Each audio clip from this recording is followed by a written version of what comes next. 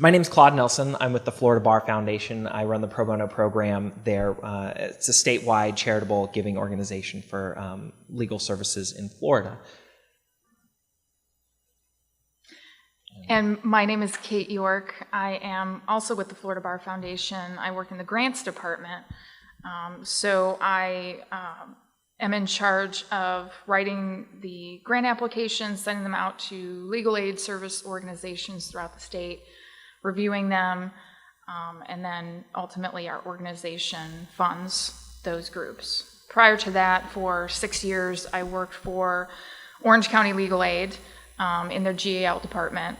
And prior to that, I worked in Miami in the Guardian Ad Litem program. How long, Kate, were you doing Guardian Ad Litem work before you got to the foundation? So total, about 7.5 years. Okay. And because we have such a small group, I'd like to hear about your names and what you guys do. Let me just pass this. My name is Andrea Clark. I work as a child advocate manager in Kissimmee for Guardian Ad Litem. How long have you been doing that? Well, actually, I was in Key West. Oh. And then the hurricane came and everything in my house. I had some destruction, so I moved up here. I transferred up to Kissimmee. I've been with Kissimmee since November, but I've been with Guardian Ad Litem for 2 years. Okay, awesome. So, Thanks. sure. For a very GAL-centric group, I am also with the Guardian Ad Litem, Thomasina. I am the State Director of Appeals, and I'm also the pro bono coordinator for the GAL program. So I coordinate our Pro Bono Matters Act, which we partner with you on. I coordinate the Defending Best Interest Project, and I was asked yesterday to work on a new project I proposed to the Florida Association of Women Lawyers called Fall in Love with Gal. Oh, wow. Excellent. That's a great name, too. I said to one person, like, nah, they're going to hate it. I was like, oh, people will love it. No, it's super, yeah, I like that a lot. So we're going to talk about some brief statistics, right? Part of what today is about and what our talk is about isn't just about pro bono. It isn't just about work-life balance. It's about sort of how it all works together. So just Gallup estimates that disengaged and unhappy employees cost $300 billion in lost productivity annually in the U.S. And this stat's a few years old, so I imagine that it's higher than that. This isn't the legal profession. This is the whole United States, but I just thought that was a staggering statistic. $300 billion lost because people aren't happy. They haven't found that work-life balance that works for them. Now getting into the legal field, more than 70% of those surveyed by NALP in 2010 reported having significant problems meeting personal and health needs and finding time for family and leisure.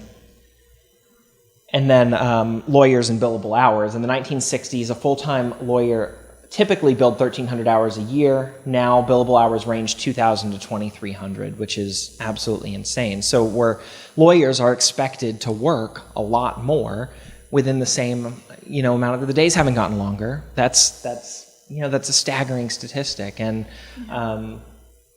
since the 60s, work-life balance and quality of life have certainly decreased as well. So, And actually, with that statistic, looking at the 1960s, you're probably talking about one breadwinner in the family.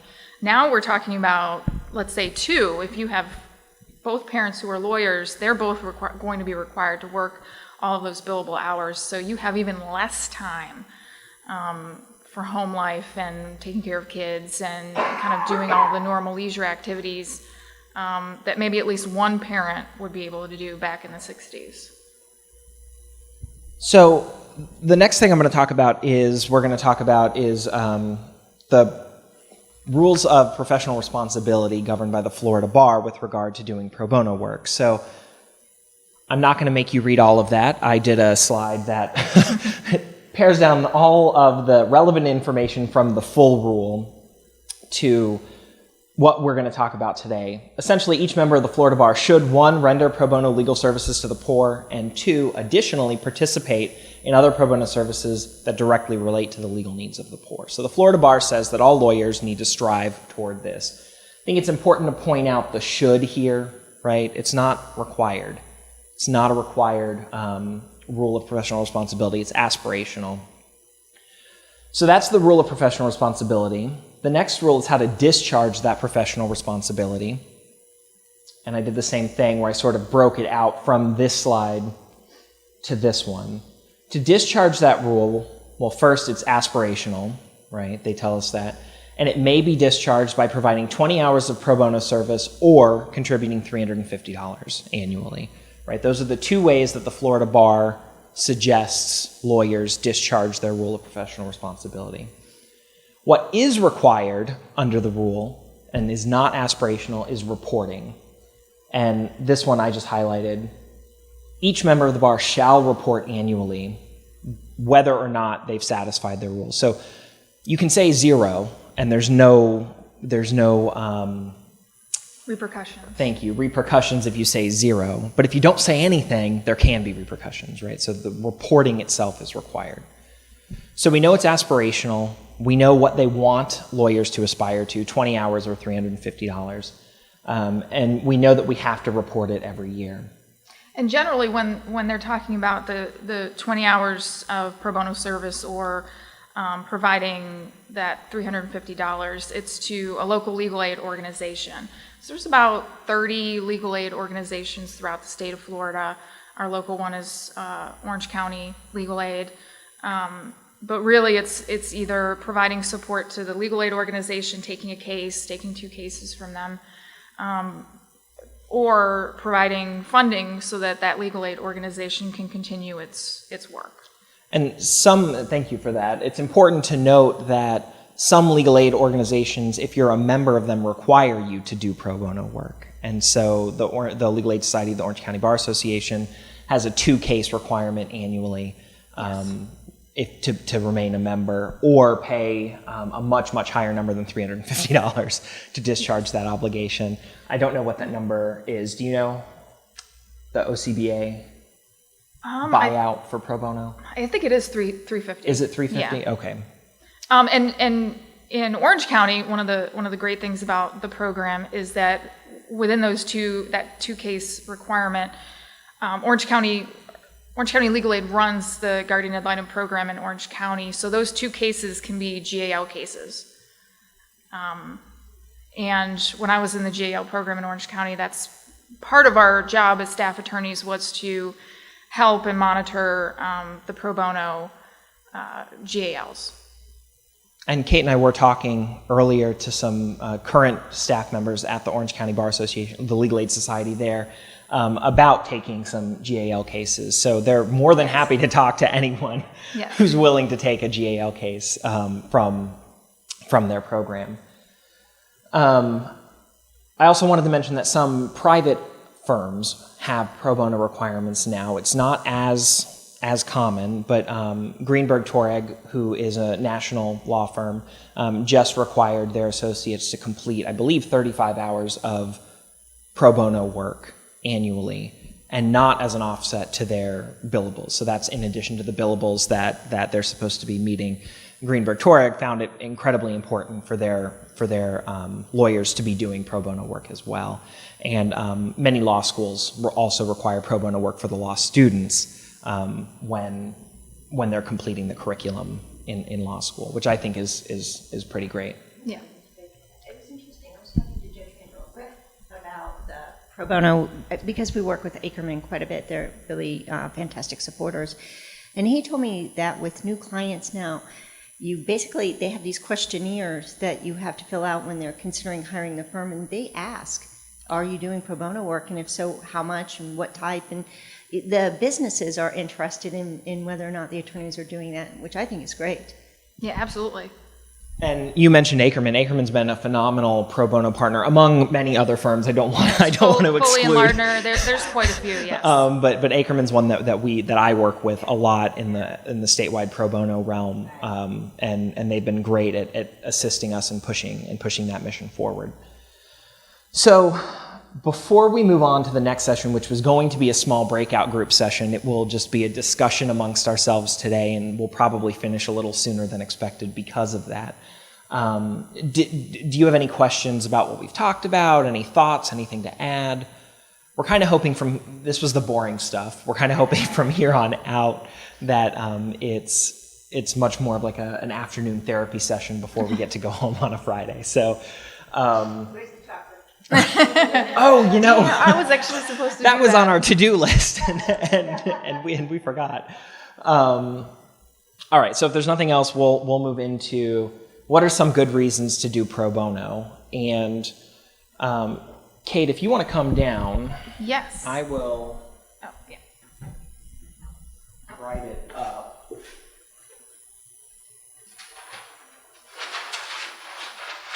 This can be GAL work. This can be anything. Kate and I will also jump in with this because there's a few of us. But I just wanted to get a list together of why we think it's important to do pro bono. What are some good reasons to do it? And I actually have a good reason to do pro bono, at least why I did pro bono work. When I was at Legal Aid, one of our requirements was to give back to the community, so I did pro bono. I did it at Legal Aid, but in a different way. I worked really solely with the guardian ad litem program and dealing with dependent kids for my entire career. I didn't really participate in what would be considered normal legal aid services, housing, immigration, things of that nature. So I did intake on Saturdays, and that would the clients or potential clients would call into our organization. I would vet them to see what their legal problem was, the county they lived in, to see if it was something that legal aid would help with. And then I would either make an appointment or refer them to a different social service organization. As a lawyer, that kind of opened my eyes to, okay, I'm seeing different types of cases. I'm seeing what the kind of general population is dealing with. It's not just dependent families and the kind of issues that we see in dependency. Lots of housing issues, lots of immigration issues. And even if it's not something that legal aid could help with, it kind of opened my eyes to kind of, seeing what the population was dealing with. So I think as an attorney, that really helped me kind of expand my horizons a little bit. Expand horizons. All right. The thing that pops to mind immediately for me is it's so rewarding. It's just, I have worked for the guardian ad litem formally only since 14. I volunteered for, I don't know, a long time before that, from like 2000 on, I think it's been. I also volunteered for Professor Nino at the Children's Advocacy Center in Tallahassee. But my professional life was corporate law, banks, big clients along those lines. And it's just not nearly as fulfilling to win necessarily one of those cases, although it is, but you don't get the same warm and fuzzy as when you get that photo of the child being adopted after the case is completed and knowing the situation she was in and what a bright future she has now, and that can be true in all kinds of cases. Someone keeping their home, I know foreclosure cases were huge with pro bono work and with the legal aids. Maybe getting them Social Security benefits. It's just seeing that positive impact to me is probably the number one reason why I would say everybody should do pro bono work.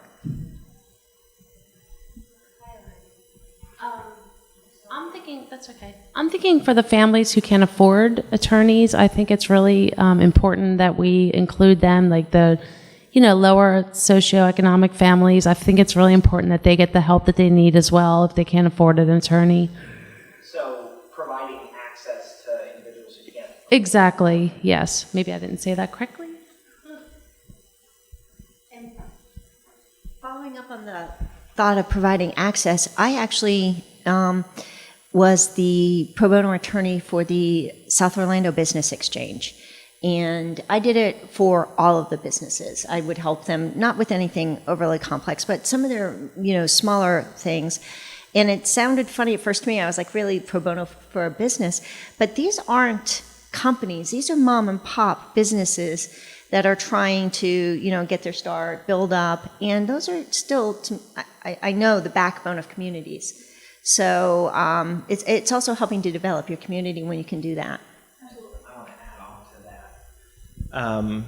Right now, that's something that the Florida Bar Foundation is really focusing on, is community economic development. And you know, I come from private practice. I was a state attorney and district attorney up north for many years, state attorney down here, and then went into private practice. And so coming out of private practice into the pro bono realm, I had done pro bono work in private practice. That's how I come to this.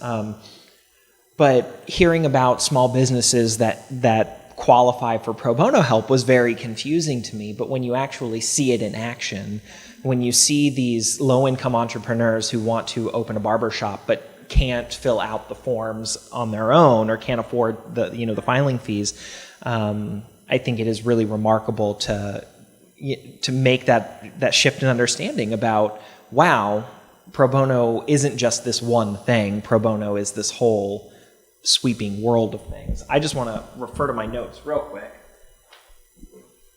because I know we wrote some things down.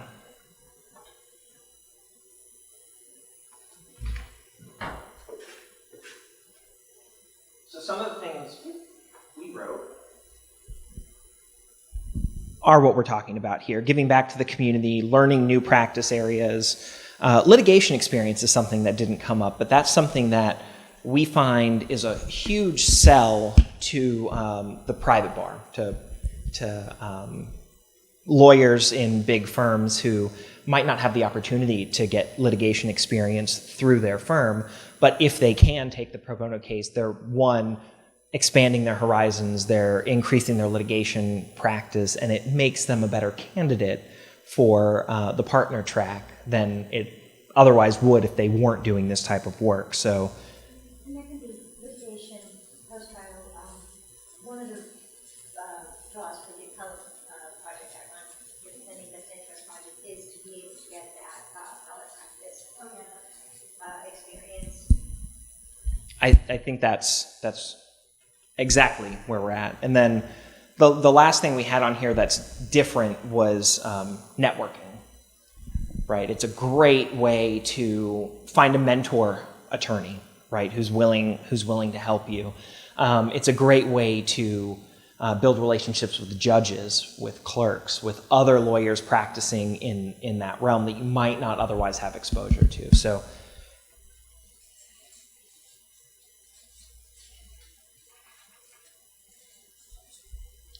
all right. Anything else to add to the good reasons to do pro bono list?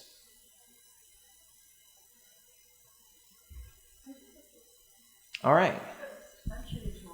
I'm sure there are plenty more. All right. So then our next piece is going to be, what are some of the things that keep you from doing pro bono? And we'll open it up. We'll expand the question to what are some of the things that you think prevent other people from doing pro bono work as well? Time. And especially going back to one of our first statistics with billable hours.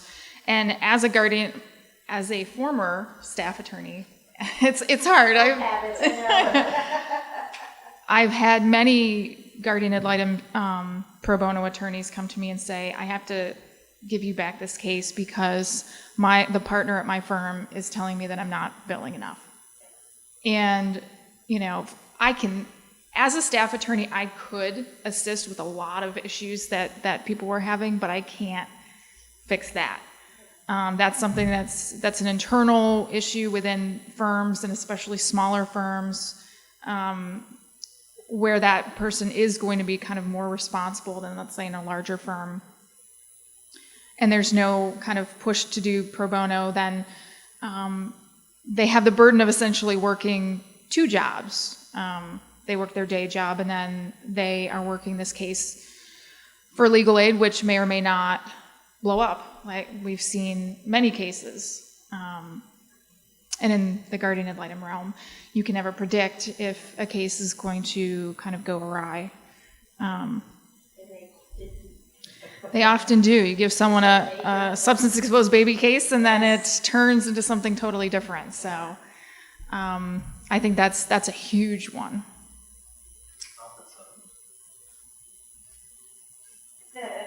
All right, what are some other reasons why you think people don't do pro bono work? Lack of knowledge in the subject area. The law school experience, there's no getting around. You have the paranoia of not knowing what you're doing or the law when you get out. And I think that the stress and pressure we all put on ourselves in even, not just through law school, but just in life to do our best makes people very hesitant to go into new areas because they're just afraid of messing it up. Malpractice lawsuits, right? That's something I was always worried about when I was doing pro bono work. I get asked about that. Do you have insurance? And, Yeah. it's people are worried. And I think actually, sorry. No, go ahead. No, I was just gonna say, I think people want to be compensated for their hard work sometimes. I feel that, attorneys have to work really hard, and if it's a pro bono case, they might not be getting, they might feel like they're helping, but they want to get reimbursed for their hard work, so. Is that what you were going to say? I was going to say a double-edged sword can be also litigation. Some people don't really want to be in the courtroom, and you take a pro bono case, it may require you to do litigation, and litigation in areas again that people might not be comfortable with.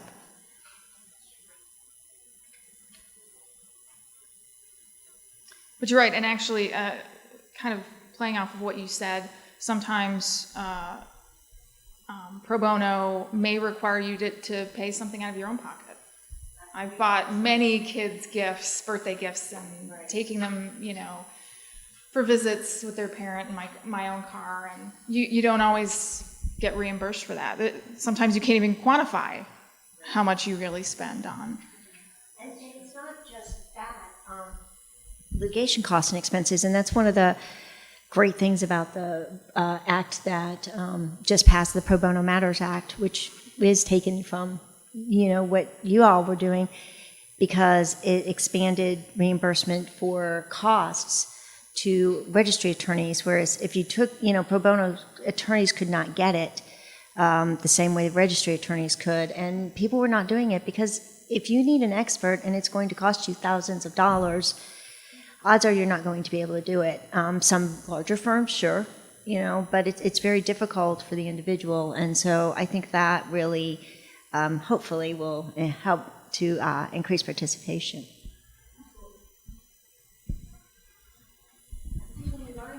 You're doing great. I'm not having to. You're checking off all the boxes on my notes. This is not on my notes, but as we were discussing, I thought of it. I have a hard time saying no. That's just a general attribute of my life. I can't say no. And so I've personally experienced, and this will get us into the next part of the conversation today, I've personally experienced clients who I've helped resolve their pro bono matter, and then they come back and ask me for more. And then they come back and ask me for more and more and more. And now all of a sudden, what was supposed to be this one pro bono case has become multiple legal issues that I wasn't originally prepared to participate in. And so that's something that it gives me pause when I'm thinking about taking my next pro bono case. How do I set these boundaries early on so that individuals aren't expecting that continued representation beyond what that one pro bono matter is. So time and time management is the next thing we're going to move into.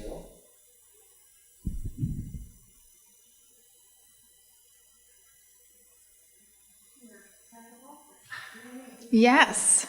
All right, now, sorry. We have an online poll, which hopefully will give us some live data from all four of us. So, Kate, if you can grab your phone. If everyone can open your browser. If you want to scan the QR code here, that'll bring you to it. If you want to type in the poll, you don't need the HTTP // you can just do etc.ch. And that'll get you there.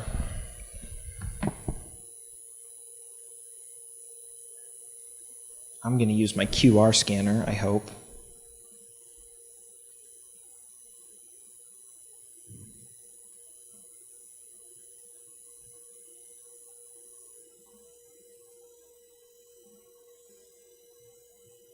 All right. And it should say your presenter will start the poll. Please stay tuned. Are we all there? Okay. Yeah.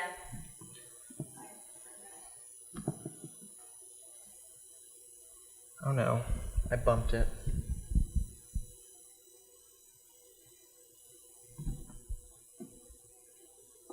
That's what I get for touching the computer.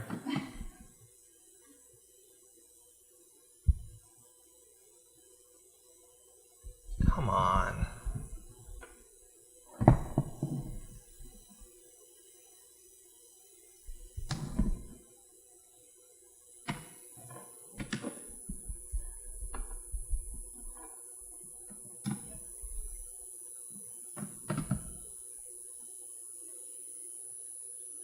There we go.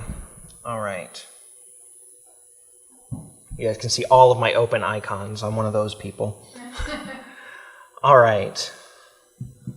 This might not apply to everyone, but we've got a couple of questions. It's totally anonymous. You just click yes or no and vote. All right. That seems like an issue with boundaries to me. Is this something for attorneys or child advocate managers? This is just No. Include your work. Oh, okay. Your work. So. Oh, okay. I should have put yes then. Okay, well, so that should be 4 out of 4 yeses. Why is that a problem? Is it a problem, I guess, is the first question. If it becomes a habit, it's a problem. But And- it's just like out of good, just being a good person, you want to help. I think but if it becomes a habit and people start to take advantage of that after hours, that could be a problem, but that's what I think. How can it become a problem? Because then they keep expecting you to meet with them over and over again without any reimbursement. And your employer can start expecting you to meet with them after hours and on weekends. We'll get there. And working that way. We'll get there. All right, so that was question 1. Let's go back to our phones.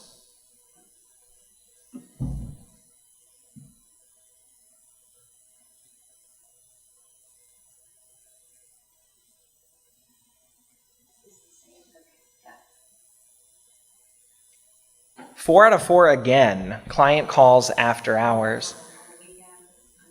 Yes. Again, is that something we should be doing?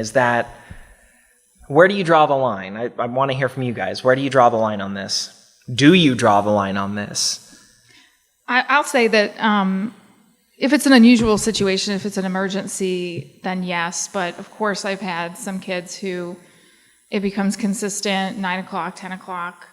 I had a kid call me at 2 a.m., not necessarily for what I would consider an emergency. And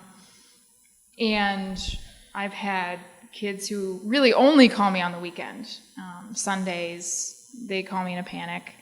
Or they text me, emergency, and the emergency is that they're having like an emotional crisis, which I like being that they want my input and they feel that I'm a support system, but it became that I kind of dreaded the weekends because I knew something was going to happen with, it's certain kids and certain clients and then it just kind of unravels.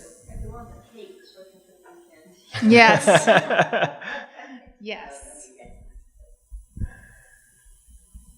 I had actually an example of somebody calling me last weekend. A girl is dependent. She's under dependency with the court. She was sheltered, and her grandmother, she's a teenager, and her grandmother wanted to know if she could sleep over a friend's house for the weekend. And I said I had to get approval from my attorney. We had to get a court order.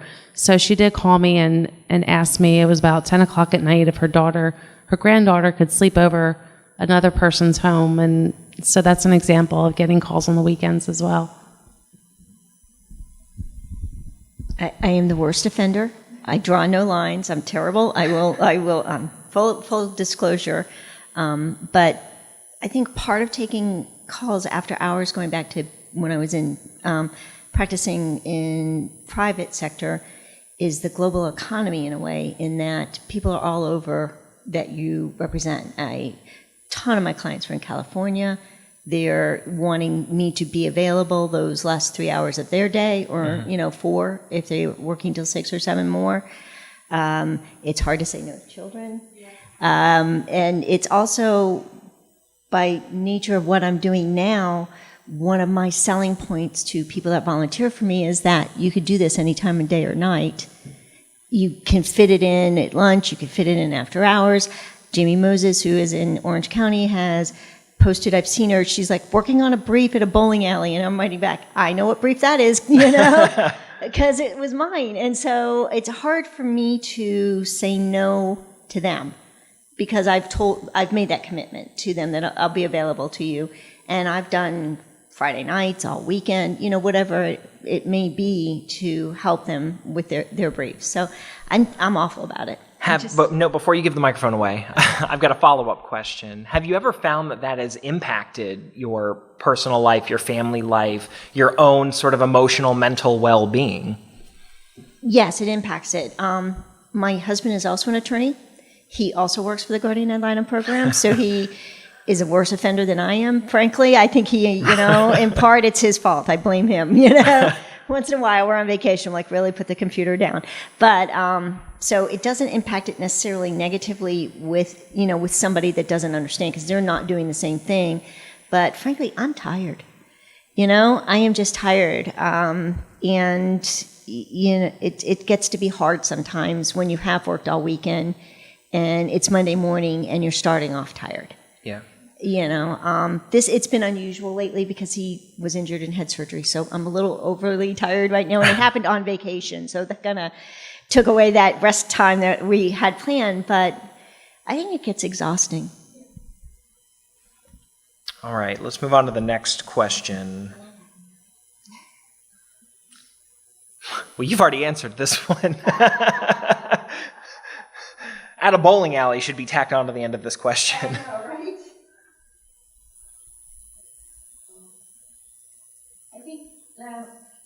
I think throw him under the bus, but Dennis' phone call was literally going down the mountain. Oh my God. Like talking to our boss. Wow. I know, right? Oh my, you're the worst. I've got a story that we'll get to in a minute once we get through these questions. I was at a theme park and took a call and trying to find us. You don't realize how much noise is at a theme park until you're trying to get away from the roller coasters and the music that's piped in everywhere you go to take a client call. But right, and these aren't all meant to be negative questions, right? They're meant to get us thinking about our own habits and how those habits affect us. Sometimes working on a pleading during non-business hours is necessary. Maybe I have to go to the dentist and take half a day to go to the dentist. I get home, I'm tired, that pleading's due tomorrow. I have to get that done. But that was something that I knew I was doing, right? There was a trade-off there. I'm taking part of my business day away to handle something personal. So now during my personal time, I'm gonna do some business. And that happened all the time. When I was in private practice, I was particularly guilty of this because I was of counsel. I was my own lawyer, and so I could go somewhere for lunch and not come back to the office for the rest of the day if that's what I wanted to do. But then when that starts becoming a habit, it becomes problematic for me balancing my own personal life and my own personal sanity when when you're trying to both be professional and also have your own life. You mentioned working, or because you were at the dentist, but just to me, to emphasize how ingrained this is in our profession, I went to an appellate conference a couple of years ago, and one of the seminars that one of the district court judges taught was on how to write for an e-reader, because they are doing a lot of this. She's like, we could be sitting at the dentist waiting for our appointment, we're working on our briefs. So they're literally training us now how to work to accommodate this, that we're all working all the time everywhere. And is that healthy? Yeah, when I realized our case management system was accessible via my phone, I would be in the car waiting for a home visit to start. I would show up early and I would be looking at cases. I would be working on, reviewing documents, things like that. And I'm in my car. For me, definitely the phone has been, especially email on my phone, it's become like another arm for me. Like, we'll talk about that too. We'll talk about that too. Of course. I responded too. I'm particularly guilty of this during conferences like these, when I am not able to, during normal business hours, actually get all of the work done that I need to do. I go back to my hotel room after dinner.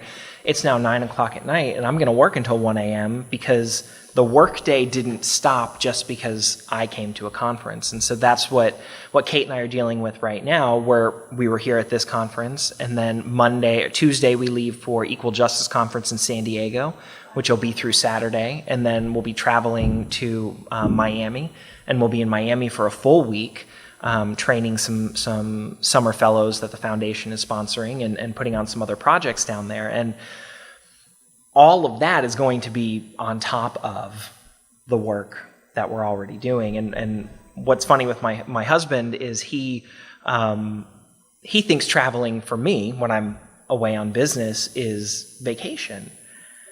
And I tell him, no, I am so much more exhausted when I'm traveling for work because it's 2 full-time jobs instead of just 1 full-time job. You'll be in San Diego. Do you think you'll make the zoo? Probably not. No, that's...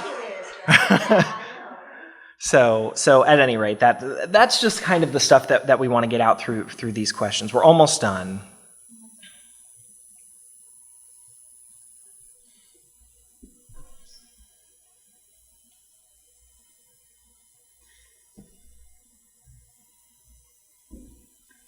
I think this question is a little complicated, though. I said yes, but I feel obligated to give my cell phone to the kids that I trust with it. I did give it out way more than I should have. There would be families and people that I knew were in crisis, and I knew maybe the case manager wasn't going to be consistent on the case. And I struggled with having the family or having that kid have someone to reach out to. If the kid ran, I wanted them to call me. I wanted there to be someone that they could call, even if I couldn't answer the phone or even if I couldn't help them immediately. And so I did. I gave out my cell phone quite a bit to families and kids. I'm not sure I necessarily would have done it with adult clients, and I think there's always, there were some kids that I knew, if I give this person my cell phone, it's going to be just nonstop, and I would make I would give them my office number instead, but I definitely gave it out probably too much. I used to be a yes when I was in private practice. I was going to say there should be an option here that says not anymore. Yeah. I definitely don't now, in large part because I work for the state, and I will not use my personal cell phone for state business because I do not want it to be subject to any public records and sunshine laws. So I just do not use my personal cell phone at all for any work. No, I've definitely been guilty of it. When I was in private practice, my phone was my phone, and our office was closed. The physical office was closed on Fridays, and so I would almost always be working from home, but couldn't get calls from a client who was expecting me on a Friday unless the cell phone was an option. But not anymore. I think should have been an option up here. All right. And then I think we've got one more after this, and then we'll move into our final phase.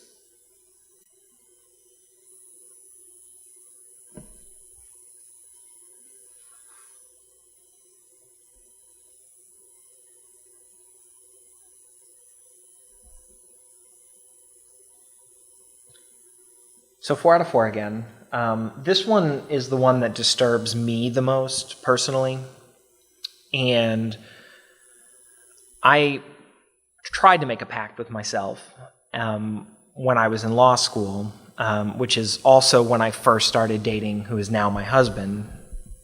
At the time, law school and a new relationship was not a particularly conducive combination for success. So I made a pact with myself to not bring work home with me. And if that meant I was preparing for a trial and I needed to stay at the office until 8 p.m., I'd stay at the office until 8 or 9 or 10 p.m. But I wasn't going to bring that home and then subject my spouse and my family to that. For me, my husband's not a lawyer, and so he especially doesn't get it. And I've mostly been able to hold up to this. In private practice, I lost it a little bit, and it's because your clients feel like they're paying you, and so you need to be at their beck and call whenever they need to get a hold of you. And I don't think that's an unreasonable expectation. I don't think it's not one that works, but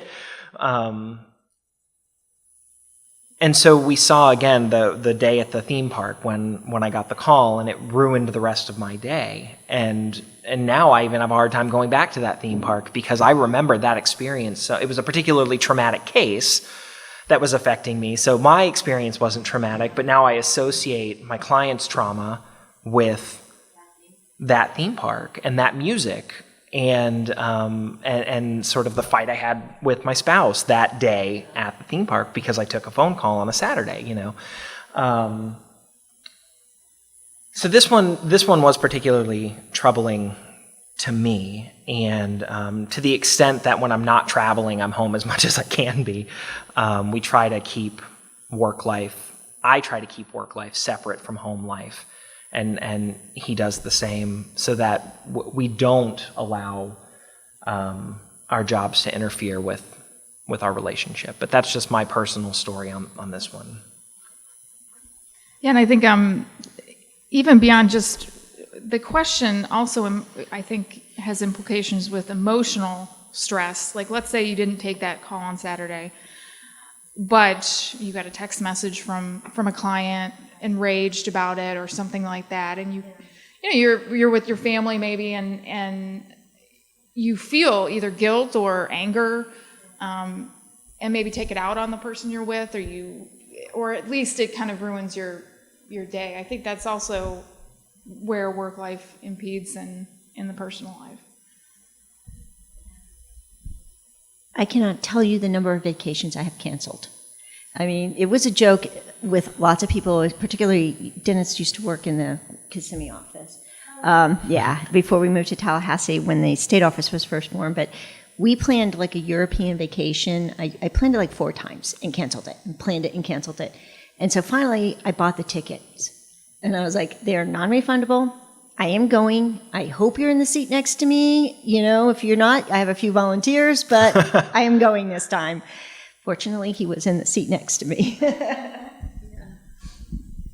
There have been many times when with my children, I'll get a call and my daughter wants to spend time with me, and she's, we're doing something, and she's like, "Mom, you're on the phone. It's Saturday." So it definitely does get into your personal life.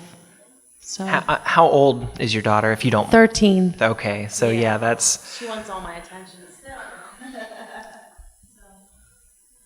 Or even, and this is kind of an unusual one, but maybe specific to the careers that we have.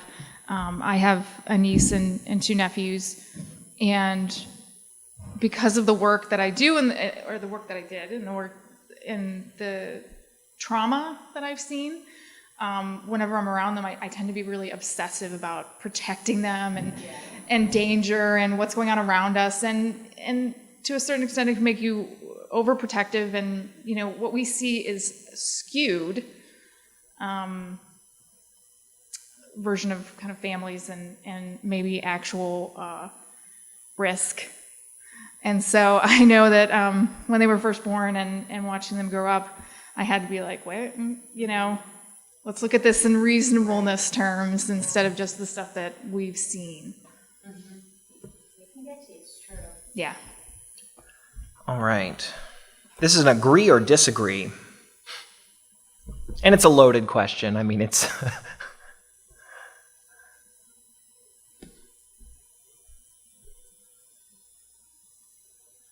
I agreed. I did too. Whether or not we always respect those boundaries, they are important to have. So... Well, and they move too. Boundaries move, that's right. Yeah. All right. Especially with appellate work. I started working at Legal Aid, doing a little bit of appellate work.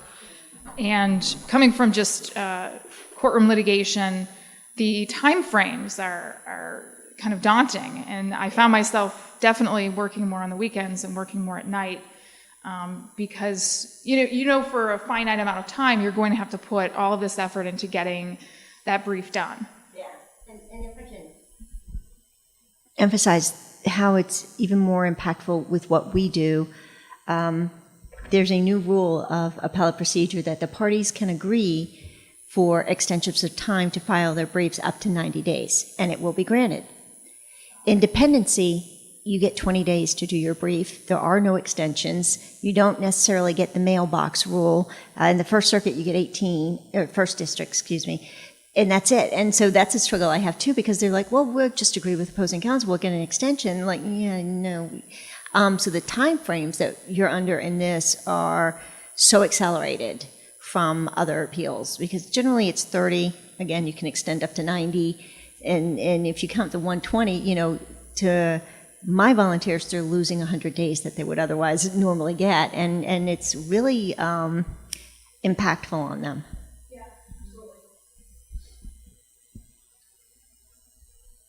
So this is where, before we move on to the next slide, where Kate and I had kind of earmarked for personal stories and reflection, and we've been doing a lot of that already, but the case I mentioned before was a particularly difficult family law case for me that came to me after my client was the husband. He found out his wife had been cheating on him. He attempted suicide with his 2 children at the neighbor. He sent the 2 children to the neighbor's house to play and attempted suicide. And that's how the case came to me originally, as he wanted to... he was the defendant in an injunction case, and he wanted to see his kids, right? And he had received treatment for the suicide before he got to me, and he was still in treatment, but he didn't want that injunction to prevent him from seeing his kids. He thought he did right by sending the kids to the neighbor's house instead of, trying it while they were in the house with him, but that's neither here nor there. That's how the case came to me, and so it was a very emotionally charged case from the start. He had 2 great kids, and I had the opportunity to meet with them, but early on, I found out that he was going to be a much more time-intensive client than some of my other family law clients had been, and he eventually ran out of money. We did an intake, certified him as pro bono, and then I continued on the case so it didn't start as a pro bono case. I was paid at the beginning, but he had lost his job and through all of this. And my husband and I are at SeaWorld on a Saturday, and I got a call, and I saw it was him, and I said, I've got to answer this call. And I immediately got some pushback from my spouse, and who's not a lawyer, so he doesn't really understand it.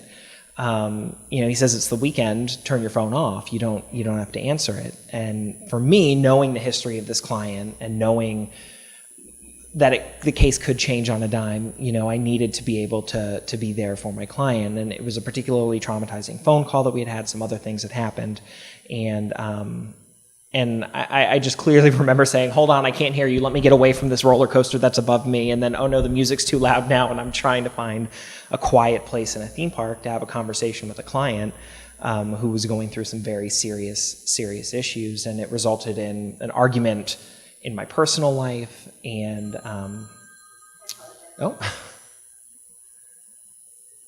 if you need to take it, you can. You can take the call.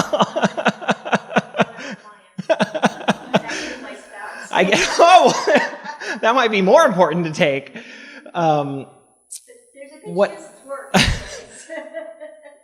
My point in telling the story was, for me, that was a turning point where I realized, whoa, I really need to pump the brakes and create some boundaries from the start with my clients to make sure that this doesn't happen again and that it doesn't interfere. And you can't negotiate away all of the risk in a case and all of the, an emergency might happen and you might have to get a call. But that was a case that really affected me personally. It affected my personal life.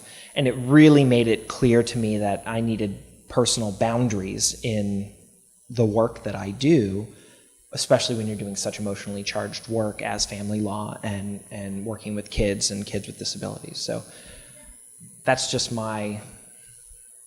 that was a major learning experience for me.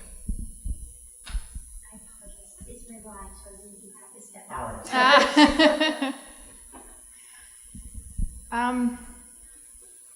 My story. So I think, and again, with dealing with kids, there's always a little bit of, it's always different with each child, and especially teenagers, and I focus primarily on working with teenagers through my last couple of years of the GAL program. There was one time I had to visit a family on a Saturday.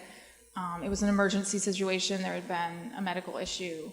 And when I left, they were staying in a hotel. When I left, I realized that my nephews had been born. Oh my God.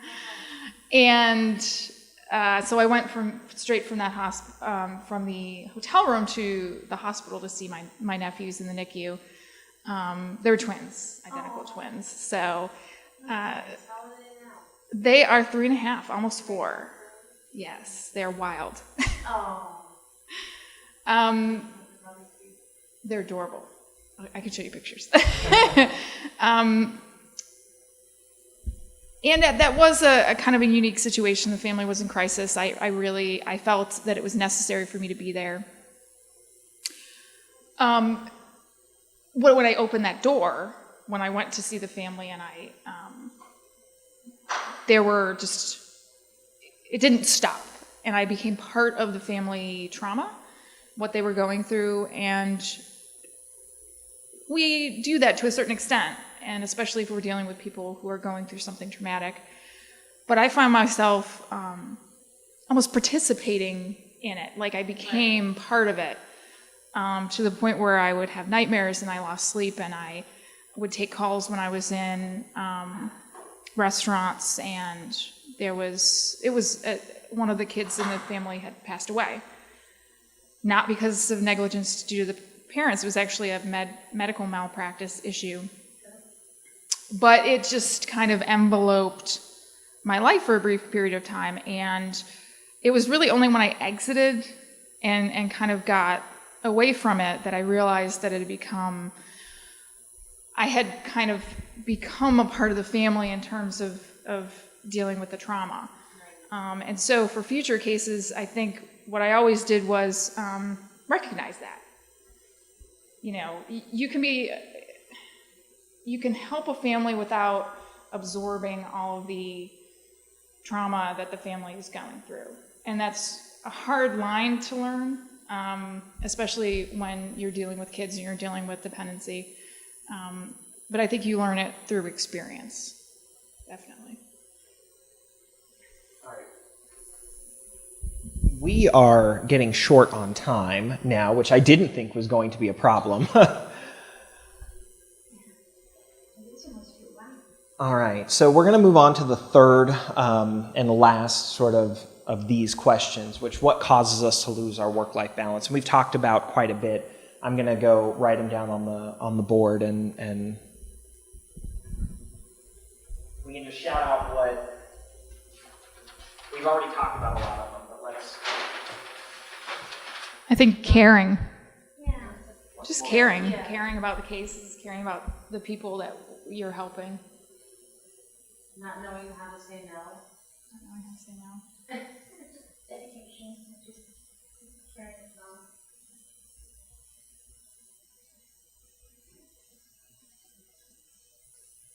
wanting to do a good job. Yeah. Being a perfectionist. Yes. Yeah. OCD. Because there are no lawyers who are not OCD. It's actually, my friend is a therapist, it's a diagnostic criteria. They look at what your job is and they're like, lawyer, OCD. It causes me great anxiety when things are out of order. Yes.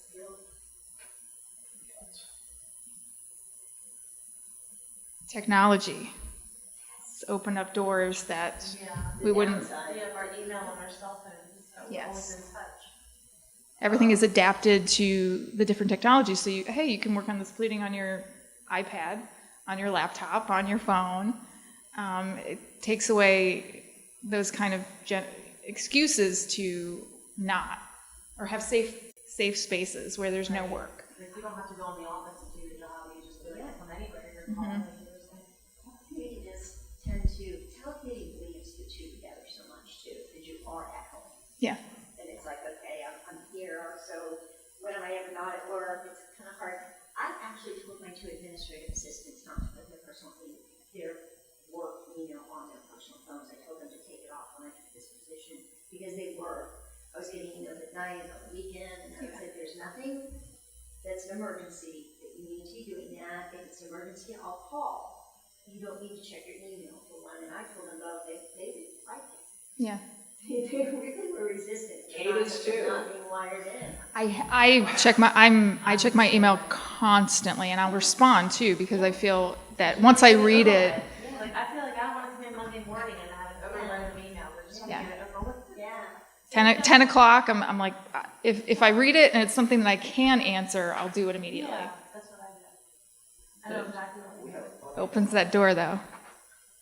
This was our longest list that we came up with before this. Stress is a big one. Debt.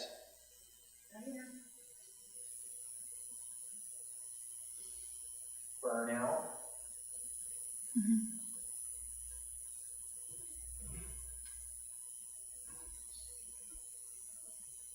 Oh, we missed, I think, the biggest one, bosses. Definitely.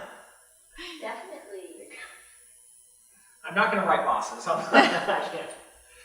can't do that. But certainly we've all had that overbearing boss that expects you to be on all the time, and that's not conducive to healthy work-life balance. And it can happen too, even if they're not the overbearing type. Like, our particular boss right now will wait till and you can tell sometimes it's killing him. He'll wait until 8 or 8:30 before he'll call. But if you happen to be in California and he's waited until 8:30 for him, it's still 5:30 where you are. Yeah. You know? So are you kidding me? And you gotta edit that out of the tape. And I know he didn't think of it. He just forgets where you are, because he wouldn't do that normally. He clearly doesn't, so. Yeah, and when we first started at the Florida Bar Foundation, at least my boss worked till 7, 8 o'clock every night. And so I did as well, because I was new with the job, and I wanted to make sure that she didn't think I was a slacker or something like that. So I saw her work habits, and I tried to emulate them. And it wasn't even necessary. She never implied that I had to do that. It was something that I felt I had to do. And that's, it's a lot of it is self-imposed. Because why? Because you're a perfectionist. You are. Because you can't say no. Because all of those things on the board are reasons why we do that to ourselves. I will end on if you're wrapping up, it's a funny story that one private firm I worked at, there was a senior partner who was known to walk the hall. He would walk the hall at a certain time of the morning, and then he would walk the hall right before he went home at night to see who was in their office when he got there and who was in their office when they left. So some of us figured this out, and there was one associate, I love this story, who lived close to the office. So he would actually leave, but then shoot back over when he knew the partners, it was time for him to, do the walk. So he'd be sitting in his office when the partner walked the hall at the end of the day. That's funny. I love that. I know, right? That's smart. So Kate and I did a lot of research when we were putting this together, and we're going to take a stab at some quick actionable tips. They're not up on the slides. It's just sort of us talking. And Kate, we've got 7 minutes, so I want to get a little bit of a Florida Pro Bono Matters plug in right at the end for the video. And Yes, so I did some research. There's a lot of articles out there on how to maintain a work-life balance. And, I think the consistent thing is that to be consistent. If you tell one of your clients, I don't answer my phone on the weekend, don't necessarily make exceptions for emergencies. Emergencies may come up, they'll probably call you anyway. There were a lot of times that after 9 o'clock, I did not answer my phone. You could leave me a text and let me know if it's an emergency, and in that case, I would ask, what was the emergency? Because some of my kids, their definition of emergency was kind of blurred based on what was going on in their lives. But after a while, then they realized not to call me after 9. They would call me before, they would call me during the week, but they did learn, as long as I was consistent about the fact that I would not answer the phone. And consistency is key with really kids, regardless, that I found that they would respect the boundaries. And I never actually got any flack from them. They never complained. It was, okay, now I don't do this anymore. They said, don't have an office at your home if you're not required to. Some people work from home. I do have an office, but I actually don't use it, so I don't associate it with work. Again, I really associate my phone with work at this point.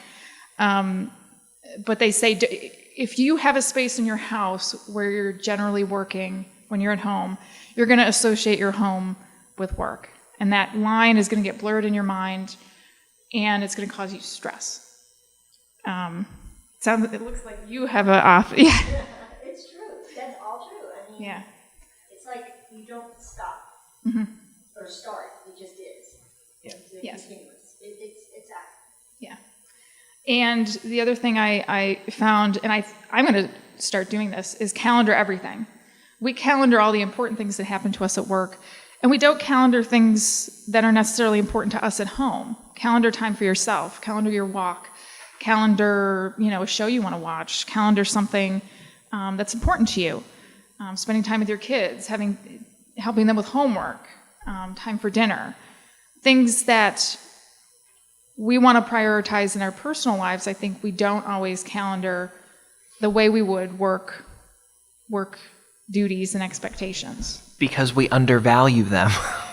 Right. Work is so important. It has to be on the calendar, and you have to make that phone call. But if you miss that movie or that TV show or that dinner date, you can reschedule all of that. And so you got to value your personal time like you do your work time. And this is something I also need to do. Give yourself time to reply to emails. As long as you reply to them, people generally don't actually object if it takes you a day or 2 days, as long as they know that you're consistent with your replying. And what I do is the minute I read it, and I could be anywhere, a restaurant, at home in bed, and when I read it, I think, now I have to respond to it. And it kind of hovers over my head. Until you respond. What I should do instead is flag it, which is something that I've started doing. Flag it, check it Monday morning. I mean, unless it's a true emergency, which most things aren't, people will respect that you have to take time to respond. And also, the responses tend to be less emotional, especially if it's an email that you don't necessarily want to write or is a person you don't necessarily get along with very well. That first email can come across as curt. If you wait a little bit, it actually might be a better response overall. All right. Is that... Oh, and one more. Be upfront with everyone about your availability. You may find Sunday is the day that you take off and you go to church or you spend time with your family, and if that's something that's a no-go for you, that's your day to spend time with people outside of work. Let your boss know that. Claude was actually very good about that, with our supervisor basically saying, after 7 p.m., I'm not going to be available. I'm not going to be answering my emails. He turns his emails off. Once everyone knows what the expectations are, even if It's tough. It I'm is. just trying to think of talking someone I know into doing that. it's hard for some of us. I don't know if I'll ever actually turn my emails off. My phone went off for about, it was overheated in a day, and it went off for 10 minutes, and I was like this every second. I'm like, oh my gosh, what am I missing? Yes. So my emails, I was worried about my emails. Actually, not the text. Yes, I do the same thing. But I am going to be better about, instead of responding immediately, flagging it, taking some time, actually, thinking about the response, making sure it's appropriate, and respond during business hours. And, as well as calendaring all of the things that I find important outside of work. And those are the things that I think are going to help me move forward into establishing better boundaries. All right, so I'm going to run, sprint through mine. We've talk too much. We've talked a lot about technology and using that to your benefit. We talked about how technology allows you to work remotely. It allows you to send emails from anywhere. It allows you to virtually connect with clients if you FaceTime or Skype. It allows you to improve your efficiency with the work that you do. It allows you to work from home, right? These are all benefits to technology, but it's a double-sided sword. And so really the solution isn't to stop using technology. It isn't to stop working from home, to stop sending emails from your car. None of us are ever going to stop doing that. We need to work on our time management and organization. And what that does, this is where my tips come in. You need to define your priorities. And this is what I do. The first thing I get into the office in the morning is what are my top 3 priorities for today? What are the 3 things that if I got those 3 things done today, it's a good day, right? And I'm going to do more than those 3 things, but those are the 3 most important things I need to do.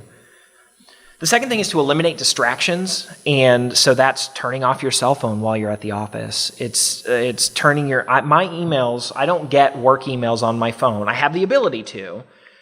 In your settings, it's just a little toggle. It's on and off. You don't have to delete it. You don't have to re-put them on every time. You just toggle one button. I keep my calendar synced all the time. My work calendar synced to my phone all the time. But my work emails, when I'm in the office, are never on my phone because I don't need it beeping on my computer and beeping on my phone and pulling me in all those different directions.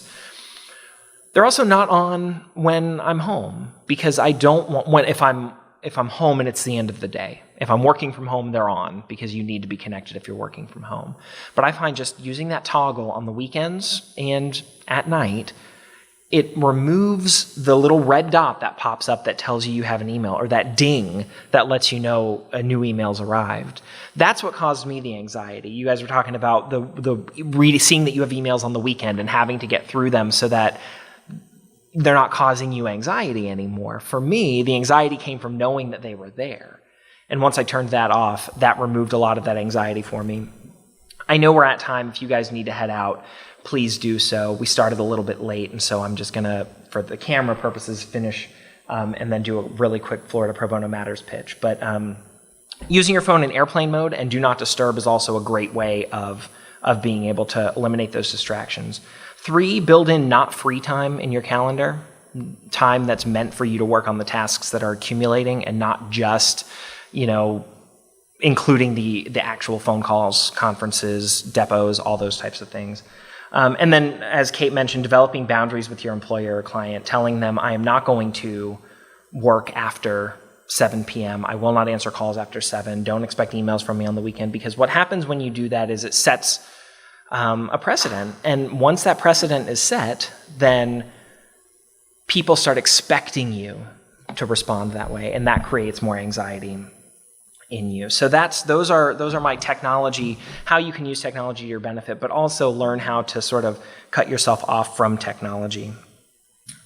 The very, very last thing we have is Florida Pro Bono Matters. This is pro bono and talk about pro bono and work-life balance and technology and how you can use all of these together. If we had time, we were going to go back through the pages and figure out how we can reduce some of the things that cause us problems with our work-life balance and get over some of the things that prevent us from doing pro bono work so that we can get to the pro bono work. So Florida Pro Bono Matters is a website built by lawyers for lawyers. It's a statewide website that individual legal aid programs post available pro bono opportunities. This one I know is from Miami, because no one's taken the case yet, and I really want someone to take the case. Every time you go onto the site, it's up here, it's Florida Bar Foundation, Florida Pro Bono Matters. If you go to floridaprobonomatters.org, it will bring you to this page. You can search by location. We're in Orlando, so let's search Orlando. Come on. Well, yeah, it's having a hard time. There we go, Orlando.